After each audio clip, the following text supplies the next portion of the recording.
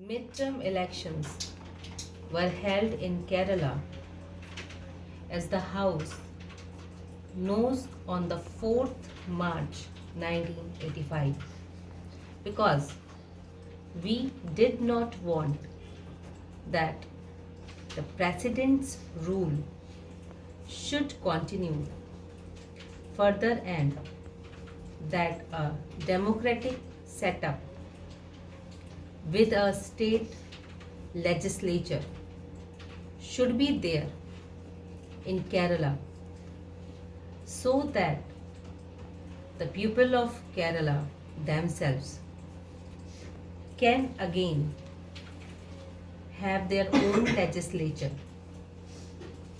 As the House knows, according to the result announced, no party secured an absolute majority by itself, and no party was in a position to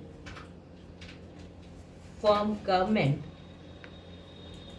Out of 133, the party which had the majority votes was the left communist, numbering 40. The next party having the greatest number was Congress with 36. The third was Kerala Congress with 23. Now, out of a total number of 133, the left communist had only 40 seats, out of whom 29 were at that time under detention. We therefore explored all avenues likely to lead to the formation of a stable government. The government had been in touch with the various party leaders from March 8 to March 16. He held detailed consultation with the leaders of the Communist Party, the Indian National Congress, the Kerala Congress, the SSP and the Muslim League.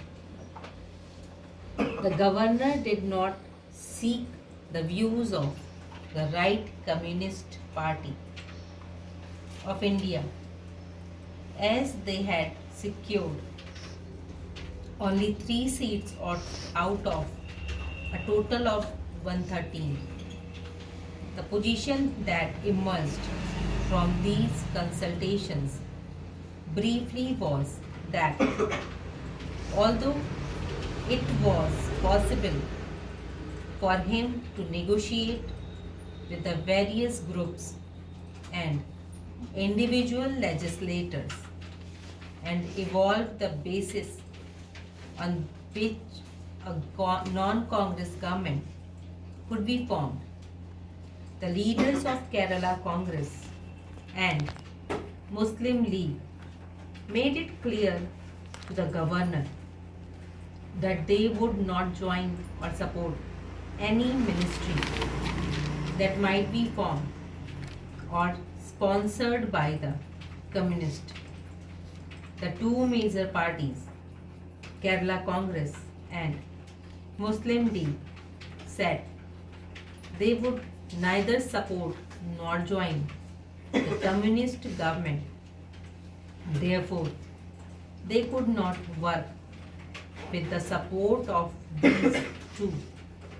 So far as the Congress was concerned, its attitude was that it would act as a constitutional opposition to whatever government might be formed, supporting it only to the extent that these policies are in line with those of the Congress but not otherwise. Therefore, the ministry could not expect support from the Congress party. Thus, what happened was that except for the SSP, which was not opposed to a ministry formed or sponsored by the communist, the other parties were clear that they would neither lend their support to nor seek to support of the party in forming a government.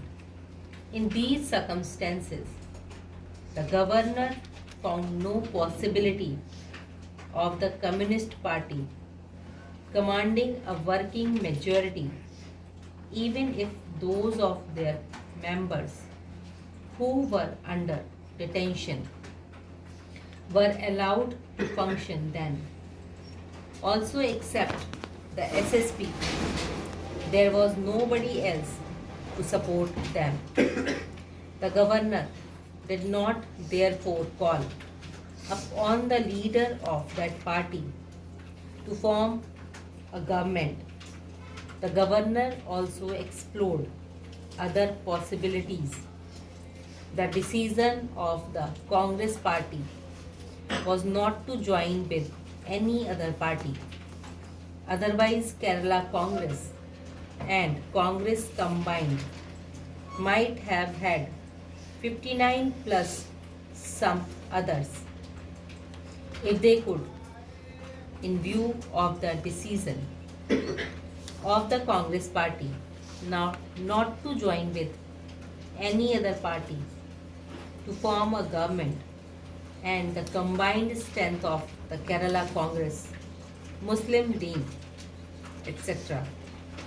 being only 37, the governor came to the conclusion that there was no possibility also of any other party being able to form a combination with other parties and being able to form a ministry.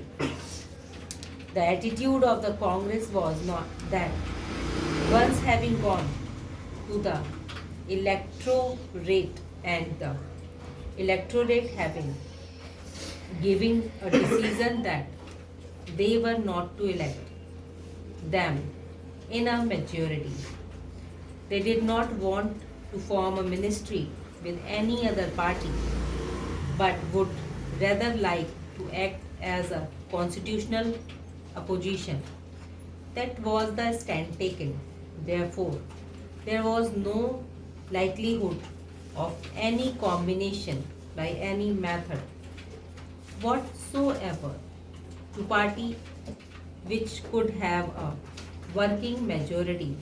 Accordingly, in his report dated March 8, 1985, the governor stated that it was not possible for a representative government to come into existence as a result of the election to the state assembly, and recommended to the president to issue a proclamation under Article 356 of the Constitution. After a careful consideration of all the facts, it was decided that the Vice President discharging the functions of the President should be advised to revoke the proclamation dated September 10, 1984, and issue a fresh proclamation assuming to the President all functions of the government of Kerala and all power vested in all exercisable by the governor of the state.